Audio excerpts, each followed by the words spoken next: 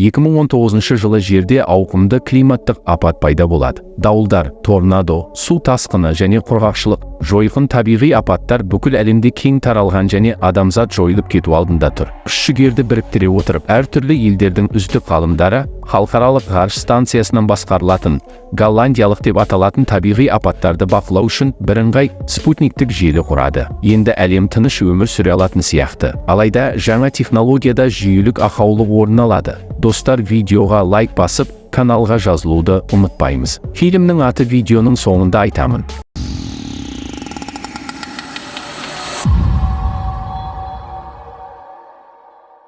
Джейк Лоусон, әлемге әйгілі голландиялық ғарыш станциясының білімді маманы парламенттің шұғыл отырысына қатысады. Оған АПАТ Сенатына бағынбау туралы көптеген айыптар тағылды. Сенатор өзін-өзі білетін ғалымды қинау үшін ғарыш станциясына Лоусонның қызметкерлерін алмастыратын жаңа қызметшілерді жіберу туралы шешім қабылдайды. Бұл мәлімдемеге ашуланған Джейк сенаторлар мен комиссия мүшелеріне қатты сөздер айтып, оның жағдайын одан әрі нашарлатады. Джейктің інісі Макс мемлекеттік хатшының көмекшісі ретінде қызмет етіп, ғарыш станциясының жаңа бастығы болып тағайындалды. Өзіне сенімді ағасының кезекті ерсі қылықтарын көтере алмай, оны жұмыстан босатып тастады. 3 жыл өтеді. Біріккен ұлттар ұйымының барлау тобы ыстық Регистан шөлінің орталығына бет алды. Ыстық құмдардың арасында аномальды табиғи құбылыс тіркелген. 50 градустық ыстықтың ортасында, ыстық күн астында бүкіл елді мекенде лезде мұздану процесі басталады. Ауылға терең еніп, арнайы жасақ сол жерде мәңгі қатып қалған өлген адамдар мен жануарларды табады. Төтенше ауа-райы құбылысын тергеу үшін АқШ президенті Эндрю Палма дереу жедел жиналысқа қауіпсіздік кеңесін шақырады. Онда мемлекеттік хатшы Леонард Деком ерекше құбылыстың себебі туралы баяндайды. Ауғанстанның үстіндегі голландиялық станцияның атмосфералық спутниктерінің бірі кенеттен істен шықты. Жүйелік қатені жою үшін орталық Азиядағы спутниктер желісін өшіру керек. Алайда бұл шешім мемлекет басшысының саяси мүдделеріне қайшы келеді. Сондықтан президент жүйенің істен шығуы туралы мәліметтерді жария етпеуге шешім қабылдайды және Макс Лоусонға мәселені шешумен айналысатын бір сенімді адамды ғарыш станциясына жіберуді тапсырады. Істен шыққан спутник осы уақытта сараптама жүргізу үшін станцияға қайтарылады. Махмуд есімді инженер спутниктің борттық компьютерінен жүйелік деректерді өзінің дискісіне түсіреді және күтпеген ақпаратты біледі. Мазасызданып, ол деректердің дұрыстығын 2 рет тексеру үшін спутникке оралады және өлімге әкелетін жайтқа түседі. Есіктер күтпеген жерден құлыпталып, жүйенің өздігінен ашылуы орын алады. Макс Лоусон осы уақытта Флоридаға барады. Макс Джейкті командаға қайта оралуды сұрайды. Джейк қазір қызымен бірге тыныш өмір сүреді және жұмысынан айырылғаннан кейін өзінің қайғылы күндерін осылай жарқыратып, автомобильдерге электр қозғалтқыштарын жинайды. Макс ағасына голландиялықпен туындаған мәселелер туралы айтады және Джейктің өткен үлкен жетістіктеріне сүйене отырып, оны ғарышқа ұшуға оңай көндіреді. Бірақ ағасына Гонконгта оның басшылығымен құпия жұмыс істейтінін ешкім білмеу керек еді. Голландиялық ғарыш станциясының білім мамандарының бірі Чен Лонг есімді жігіт жұмыстан кейін үйге қайтып бара жатқанда дүкеннен сатып алған жұмыртқаны құлатып алады. Олардың ыстық асфальтта қуырылғанын көріп таңғалып отқанда, жер беті жарылып, ыстық от көріне бастайды. Чен Лонг көлікке тез секіріп, оқиға орнынан тез қашуға тырысады. Алайда жер асты ыстық газ құбыры бүкіл қалада жарылып, зәулім ғимараттарды жұтып, қаланы жанып жатқан қирандыларға айналдырады. Жол болған Чен Лонг көпірге жетіп қаланың қирағанына қарап тұрады. Джейк Лоусон НАСА халықаралық ғарыш станциясында миссияны орындауға ұшады. Ер адамды неміс ғалымдары тобының бас ғалымы Уте Фасбиндер қарсы алады. Уте ер адамды халықаралық командамен таныстырады. Әйгілі Джейк Лоусонның өзі олардың алдында тұрғанын білмей, оны менсінбеген түрде қарсы алады. Ғалымдар Ауғанстан мен Гонконгта адамдардың жаппай қырылуына, сондай-ақ қызметкердің қайғылы қазасына әкелген сәтсіздіктің себебін анықтауға келгенін түсіндіреді. Макс Лоусон үйінде президенттің құпия қызметінің агенті болып жұмыс істейтін сүйіктісі Сара Уилсонмен үйде жағымды кеш өткізеді. Ерлі зайыптылардың жағымды кешін телефон қоңырауы тоқтатады. Максқа отқа оранған Гонконгтан аман шыққан Чен Лонг қоңырау шалады. Оның айтуынша, газ құбырының жарылысынан қала отқа оранды, бірақ спутник температураның көтерілуін тіркемеген.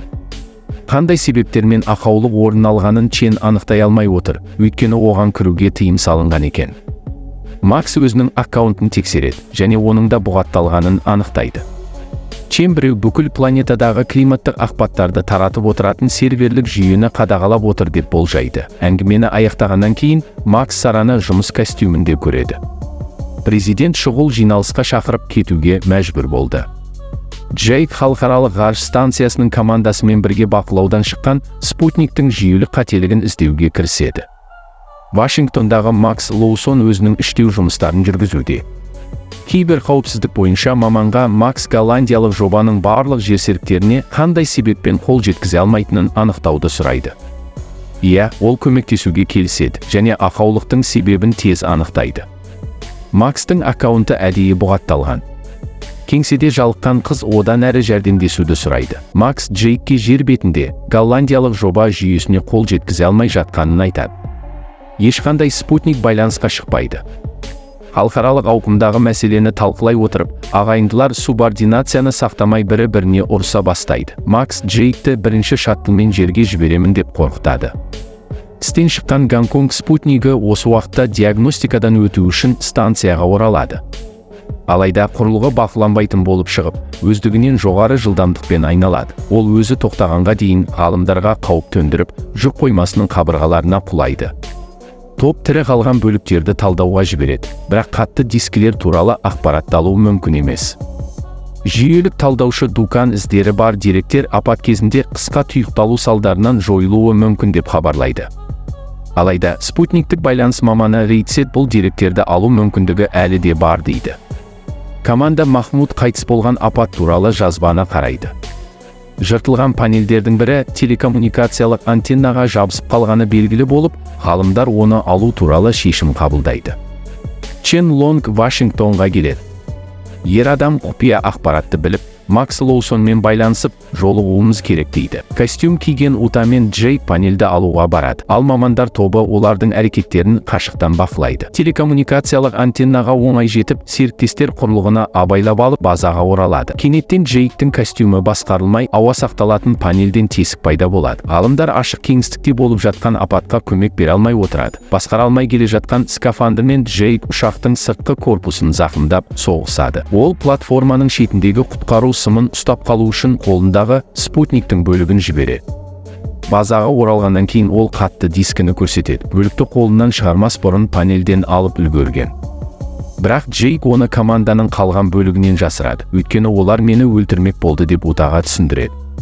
Диск деректерін зерттей отырып, ауған спутнигінің панельдері кездейсоқ жарамсыз болмағанын, оларды әдейі осыған бағдарлап қойғанын түсінеді. Джейк Утоға өзі жасырын мәліметтер базасын құрғанын және спутниктерді кім бағдарламалағанын анықтай алатынын айтады. Алайда бұл әрекет сәтсіз болды, себебі аккаунтқа доступ жоқ. Вашингтонда Макс пен Сара жолдың қарама-қарсы жағынан келе жатқан Чанмен кездесуді күтуде. Кенеттен артынан келген адам әдейі оны көліктің астына итеріп жібереді. Максқа Зевс деген бір ғана сөзді айтып, Чан сол жерде қайтыс болады. Джейк виртуалды конференцияға інісін шақырады. Оның сөздерінен кейін ол Джейктің әкесімен балық аулау туралы ойдан шығарылған әңгімесін түсінді. Оған ағайындылар бала кезінде ойлап тапқан екі танымал кодпен ғана хабарлама шифрлады. Кейінірек жазбаны осы жазбамен бірге тыңдап, ол хабарламаны ашады. Ол Зевс жобасы бойынша Макс үшін файлдарды табады. Бірақ олар ақ үй дерекқорында және екеуінің де қол жеткізу құқығы жоқ.